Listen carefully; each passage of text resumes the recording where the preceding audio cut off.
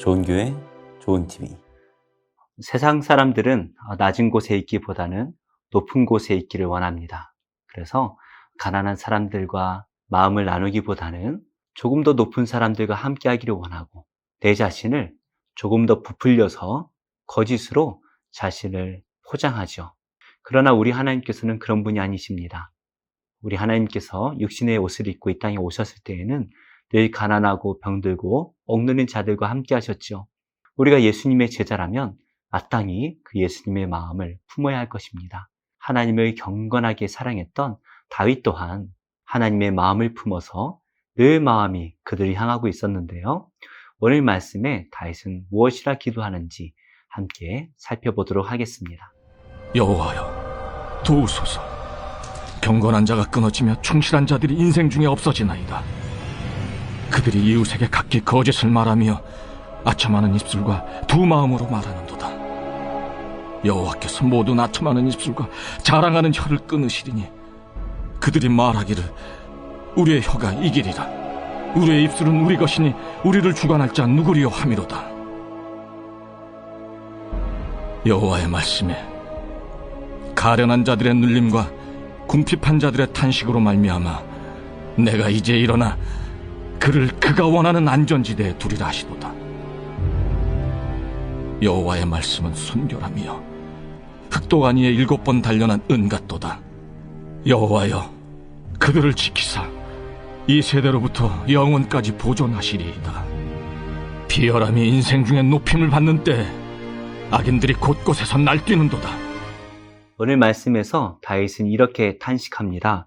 여호와여, 도우소서. 경건한 자가 끊어지며 충실한 자들이 인생 중에 없어지나이다. 다윗이 세상을 돌아봅니다. 그런데 경건한 자들은 점점 줄어만 가고 충실한 자들이 점점 사라집니다. 다윗은 지금 왕으로 있죠. 그래서 늘 자신이 다스리고 있는 이 백성들이 하나님의 마음을 품고 또 하나님 안에서 다 잘 살기를 늘 기도하고 있었을 텐데요. 현실은 그렇지 못하죠. 다윗과 같이 하나님을 잘 믿는 사람이 많지 않았던 것 같습니다. 그리고 가난한 자들, 억눌린 자들을 돌보는 사람들도 많지 않았던 것 같습니다. 다윗은 왕이기 때문에 다윗을 찾아오는 사람들은 아마도 각 지역을 다스리고 있는 관리들일 것이에요. 그들이 다윗을 찾아와서 이렇게 보고를 합니다. 2절이죠. 그들이 이웃에게 각기 거짓을 말하며 아첨하는 입술과 두 마음으로 말하는도다. 두 마음이라는 것은 위선을 말하는 것이죠. 겉과 속이 다릅니다. 그들의 속은 다른 마음을 품고 있는데 말은 또 다른 말을 하고 있다는 것이죠. 다윗은 뻔히 알고 있습니다. 자신을 찾아와서 보고를 하고 있는 이 관리들이 어떠한 사람들인지, 얼마나 그들의 마음이 악으로 가득한지 다윗이 뻔히 알고 있습니다. 그런데 그들은 다윗을 찾아와서 다윗이 듣기 좋은 아첨의 말들만 늘어놓습니다. 그리고 그들은 위선의 말들을 하지요. 마치 자기가 의로운 척하면서 자신이 의를 행하고 있는 것처럼 그렇게 말을 합니다. 그래서 자기가 이러이러하다라고 자기 자신을 자랑하지만 그들의 말을 아무리 살펴보아도 진심으로 가난한 사람들, 억눌린 사람들, 궁핍한 사람들을 돌아보는 마음은 전혀 찾아볼 수가 없습니다. 왜 그런가요? 그들은 하나님을 두려워하지 않기 때문이죠. 3절 말씀입니다. 여호와께서 모든 아첨하는 입술과 자랑하는 혀를 끊으시리니. 이들 또한 이스라엘 백성들이기 때문에 하나님을 알 것입니다. 그래서 그 하나님께서는 아첨하는 입술과 자랑하는 혀를 끊으시는 하나님이다라는 것도 잘 알고 있을 거예요. 그런데 그들은 하나님을 두려워하지 않습니다. 왜 그런가요? 마음이 교만하기 때문이죠. 4절입니다. 그들이 말하기를 우리의 혀가 이기리라. 우리 입술은 우리 것이니 우리를 주관할 자 누구리요 함이로다. 하나님을 잘 알고 있지만 그 하나님을 대놓고 불신하고 대놓고 대항하고 있습니다. 마치 바벨탑의 사건이 생각나지 않으신가요?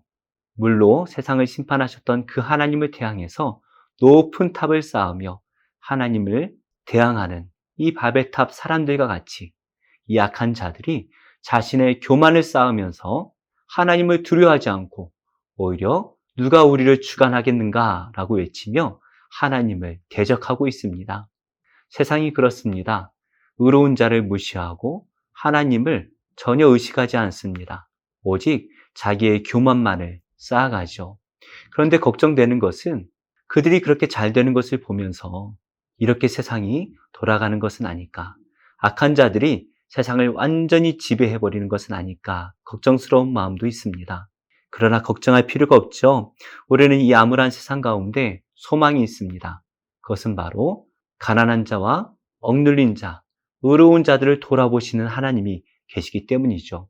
우리가 어제까지 살펴보았던 이 출애굽기의 말씀을 보면 우리 하나님께서는 애굽 사람들을 돌보지 않으셨습니다.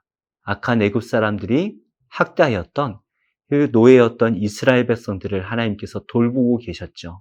그래서 이스라엘 백성들이 부르짖는 그 소리에 하나님께서 응답하시고 하나님께서 그들을 애굽의 손에서 구원하십니다. 그 하나님께서 5절의 말씀처럼 가련한 자들과 궁핍한 자들의 탄식을 들으시고 그들을 안전한 지대, 구원의 지대로 인도하실 것이다 라고 선포하고 있습니다. 이 세상을 넘어 역사하시는 하나님이 계시기 때문에 그 하나님께서 약한 자들로부터 의로운 자들, 가난하고 궁핍한 자들을 반드시 보호하실 것입니다. 그래서 다윗은 그 하나님을 이렇게 고백합니다. 6절이죠. 여호와의 말씀은 순결함이요 흙 도가니에 7번 단련한 은 같도다.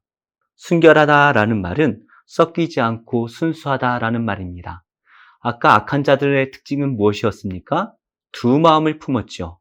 겉과 속이 다릅니다. 그러나 우리 하나님은 그런 분이 아니십니다. 그 마음의 생각과 그 말과 행동이 정확하게 일치하시는 분이시죠. 그래서 그 하나님께서 말씀하신 것은 곧 하나님의 마음이고 또 하나님의 의지이고 반드시 이루어질 일들입니다. 그 하나님께서 무엇을 이루십니까? 7절입니다. 여호와여 그들을 지키사 이 세대로부터 영원까지 보존하시리이다. 우리 하나님께서 반드시 약한 자들로부터 의로운 자들을 지켜주시고 또 3절의 말씀처럼 그 악한 자들은 이 세상에서 끊어내실 하나님이시다라는 것을 말씀하고 있습니다. 다윗은 왕입니다. 모든 것을 누리고 있죠. 어쩌면 이 아첨하는 사람들과 그냥 편안하게 있을 수 있는 사람입니다. 그러나 다윗의 마음은 늘 가난하고 억눌린 궁핍한 자들과 함께 했습니다. 그 마음이 누구의 마음입니까? 바로 하나님의 마음이죠. 우리 예수님께서 이 땅에 오셔서 늘 가난한 자, 병든 자, 억눌린 자와 함께 하시며 그들에게 복음을 전파하셨습니다. 우리가 예수님의 제자라면 우리 또한 예수님의 마음을 품어야 되겠죠. 그래서 예수님처럼 우리 주위에 힘들어하는 사람들을 돌아보아야 될 것이에요. 우리 주위에 물질의 문제로, 건강의 문제로, 가정의 문제, 자녀의 문제, 직장의 문제, 학업의 문제로 힘들어하는 우리 이웃과 가족을 생각하며 오늘 그들을 위해서 함께 기도했으면 좋겠어요. 그리고 그들에게 따뜻한 말 한마디를 건네며 예수님의 사랑을 전할 수 있는 우리 모두가 되었으면 좋겠습니다.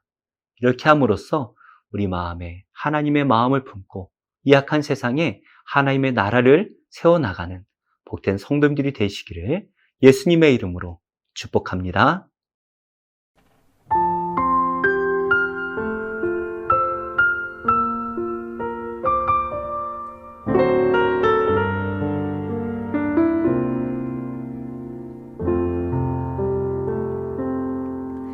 나의 하나님 그 크신 사랑 나의 마음속에 언제나